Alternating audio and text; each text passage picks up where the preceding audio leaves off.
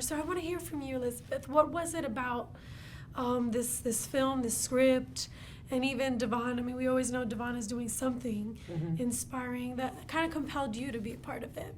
Well, this was the first movie directly that had to do with a very, very, very strong faith-based premise that we've actually ventured into. I think a lot of the movies that I've worked on have had stories of inspiration, but this is really the first movie that we were able to find to do with Devon that was a story that we all just said we needed to tell together. And I believe that it really is going to reach out to audiences worldwide, because I think it's a very human story. It's a story of family and community coming together, and I really believe that that's the story that people want to see now. Yeah, I heard, I was off camera listening to you earlier, and you said you have a daughter.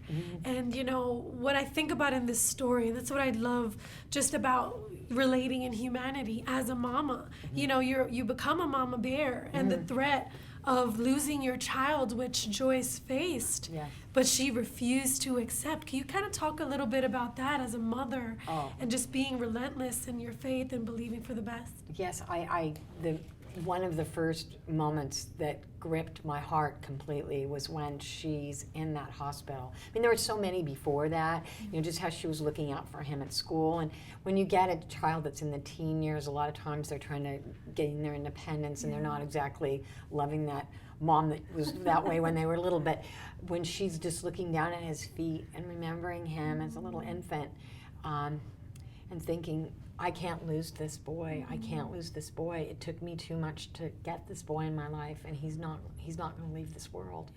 And she just reaches out to the Holy Spirit and to God to bring him back. And just the feeling that she was so strong to be able to do that, and in her heart believed so much, you know, that just, you just can't believe that someone's that powerful, and it's such an inspiration, and you just want to be that person yourself. Yeah.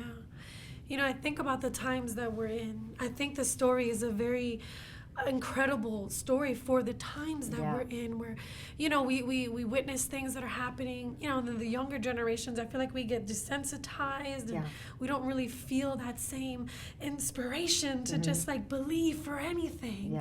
Can you kind of talk a little bit about just Fox? And I love that you're saying this is the first a film of this kind that you're venturing into. Talk about the importance of having this film in these times. Well, I think that our kids growing up today are facing incredible challenges. I think that they are facing violence in schools. They are seeing natural disasters around the world. They are dealing with, I think, disease in greater amounts of people that they're close to than probably in the past, or at least it's being talked about more. So I think they're facing a lot of emotional challenges, and they're burying them.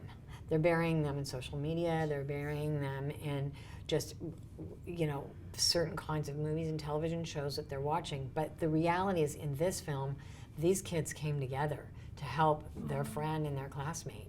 And their school came together, and the community came together. And I think the size of this town and the people that are part of praying for John to come back, and having the vigils that they're having, and doing community service to help the family through this ordeal, I think that is a message that I want to bring to all these kids, to say, you guys can all get through this together. If something happens as a group, you can get through it. And I think that's one of the reasons that I felt so inspired to tell the story.